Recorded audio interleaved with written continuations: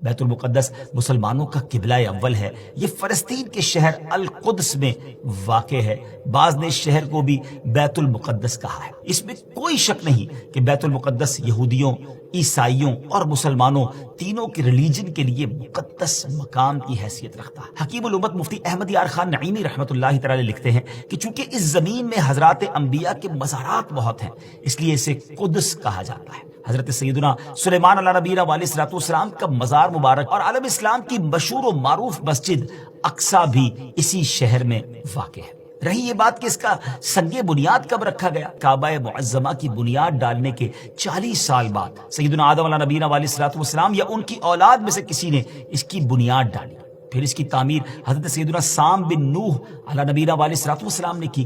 پھر ایک عرصے کے بعد حضرت سیدنا داؤد علیہ نبینا علیہ الصلوۃ والسلام نے بیت المقدس کی بنیاد اسی مقام پر رکھی، جہاں حضرت سیدنا موسیٰ علیہ نبینا علیہ الصلوۃ والسلام کا خیمہ نصب کیا گیا تھا۔ اس عمارت کے پورا ہونے سے قبل حضرت سیدنا داؤد علیہ نبینا علیہ الصلوۃ والسلام کی دنیا سے وفات کا وقت قریب آ گیا، تو اب آپ نے اپنے بیٹے حضرت سیدنا سلیمان علیہ نبینا علیہ الصلوۃ والسلام کو اس کو مکمل کرنے کی وصیت فرمائی۔ حضرت سلیمان علیہ نبینا علیہ الصلوۃ والسلام نے انسانوں سے نہیں بلکہ جنوں کی ایک جماعت سے اس کام کو کروانا شروع کیا۔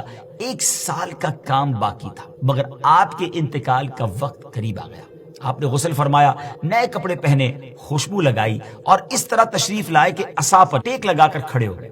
ملک الموت حضرت اسرائیل علیہ الصلوۃ والسلام نے آپ کی روح اسی حالت میں، اسی عالم میں قبض کر لی۔ جب حضرت سلیمان علیہ الصلوۃ والسلام حیات تھے تو جنات کو رات کی رخصت بھی مل جاتی تھی، وہ دن میں کام کرتے تھے۔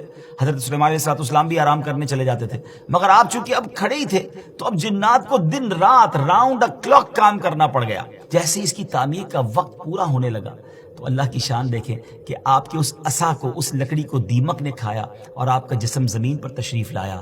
پھر لوگوں کو بھی پتہ چلا اور جنات کو بھی پتہ چلا کہ حضرت سلیمان علیہ الصلوۃ والسلام دنیا سے جا چکے ہیں۔ تو اس کی تعمیر کی تکمیل چونکہ حضرت سلیمان علیہ الصلوۃ والسلام کے زیر نگرانی ہونی تھی، اس لیے اس عمارت کو ہیکل سلیمانی بھی کہا جاتا ہے۔ حضرت سیدنا آدم علیہ الصلوۃ والسلام سے لے کر حضرت سیدنا موسیٰ علیہ نبینا علیہ الصلوۃ والسلام تک کعبہ یعنی بیت اللہ شریف ہی کعبہ رہا۔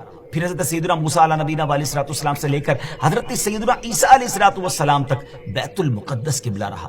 اور ہجرت کے بعد مدینہ منورہ میں بھی مسلمان 16 یا 17 مہینے تک بیت المقدس کی طرف رک کر کے نمازیں پڑھتے رہے۔ ہجرت کے 1 سال 5.5 مہینے کے بعد 15ویں رجب پیر کے دن مسجد بنی سلمہ میں نماز ظہر کے درمیان قبلے کی تبدیلی ہوئی اور اللہ پاک نے پیارے آقا علیہ الصلوۃ والسلام کی خواہش کے مطابق مسلمانوں کا جو کعبہ ہے، قبلہ ہے، وہ کعبہ کو فرما دیا اور اب مسلمان کعبے کی طرف رک کر کے نماز ادا کرنے لگے۔ اس مقام پر آج بھی مسجد قبلتین قائم ہے۔